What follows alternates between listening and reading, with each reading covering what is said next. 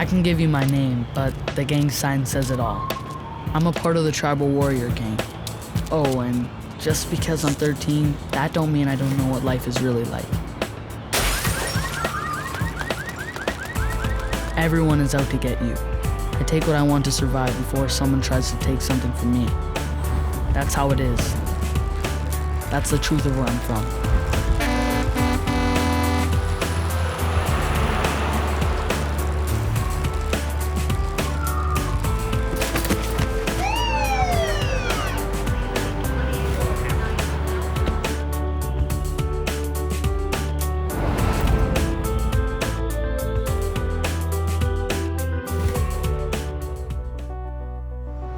It was total bull. I was arrested and charged with theft from a vehicle. But because of my long rap sheet, they were thinking of locking me up in the Young Offenders Center. I thought I was a goner for sure. But then the cop who busted me walked in and told the judge some sappy story about how I was a good kid at heart, but I was at risk. He said he had seen that I was getting close with the gang, but to still give me a chance. He told the judge that I'd be a good candidate for extrajudicial sanctions, whatever that means. And if I followed through with the conditions, they wouldn't lock me up. Sweet deal, right? Man, was I wrong.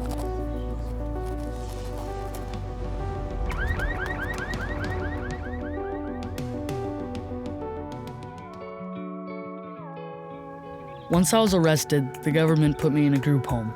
Hell, my own family didn't take me in. They decided they had more important things to do than actually give a crap about me.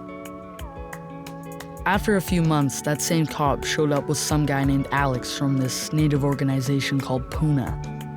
Alex told me that Puna meant fire for the Cree and that the program had something to do with youth learning responsibility and their role in the family and community.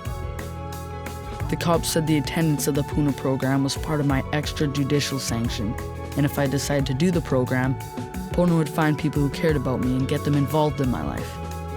Alex called it a circle of support. I called it a really bad Hallmark moment.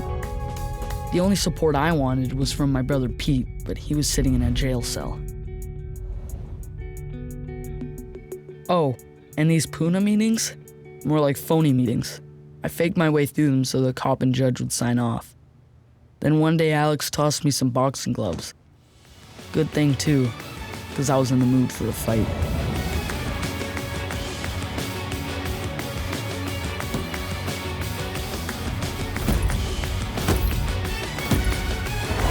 Worthless! No wonder your dad left, or you're gonna cry just like your mother. It's like I couldn't stop. My blood was on fire. I barely even remember what happened next. All I remember is Alex saying something about healing. Later in the program, we started doing this thing called Topway. I sat in a circle with 8 other gang kids who got busted and an old Indian cowboy. There's a lot of pain and anger in this room, and it comes out through violence and rage. We need to find out where this pain comes from. What did he want me to say? Hey, my mom's a crack addict and my dad's a deadbeat, my brother's in jail, and I was left to rot? Not the best way to say hi. One day in the program, the old Indian cowboy told us to draw our identity. That was easy. I knew mine was a tribal warrior.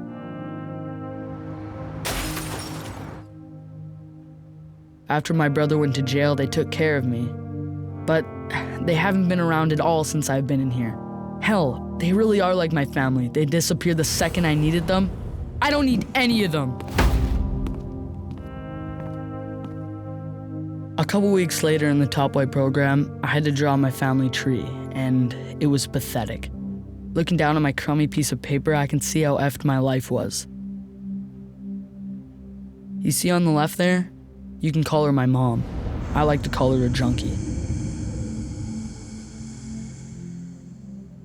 That's my brother Pete, who's in jail for murdering my stepdad. And my grandparents?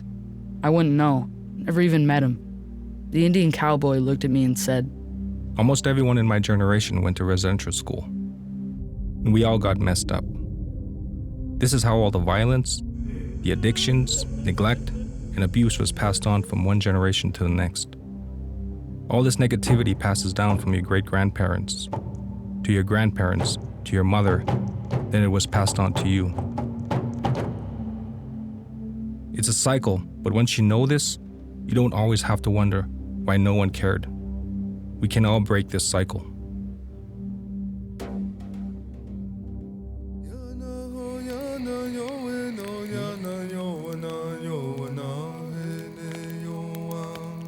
Everything moved so fast. I had no idea how I ended up in a sweat lodge. I never even bought a dream catcher, so why was I even in here? Adults in your life have failed you. This can't define you for the rest of your life. The reason you are here is because your parents haven't been there for you. For whatever reasons, you need to forgive, to move on, to be healthy. In our Cree culture, a man is to protect our women and children. The children are at the center of the community, and the women put a circle around the children. And the elders form a circle around the women, and the men are the warriors. They are the last circle protecting the whole family. And one day, you will be the final circle, the warriors who protect and provide for your family. It is up to you to make changes in your life. Treat your elders, treat each other with respect, and treat yourself with respect.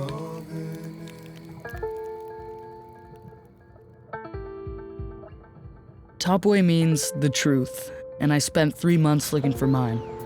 I realized I couldn't find family in a gang, and there's no point in being angry with my parents. That was getting me nowhere. And I tried my best to leave that all behind.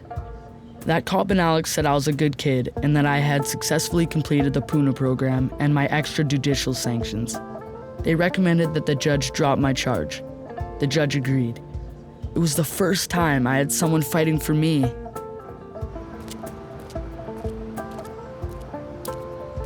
The truth was, whether I liked it or not, I had a choice.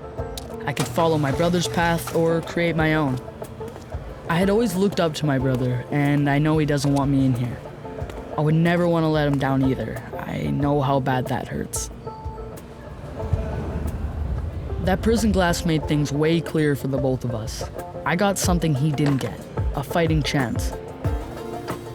All it took was one person who saw I was worth something, then a whole community who chose to circle me, support me, and protect me.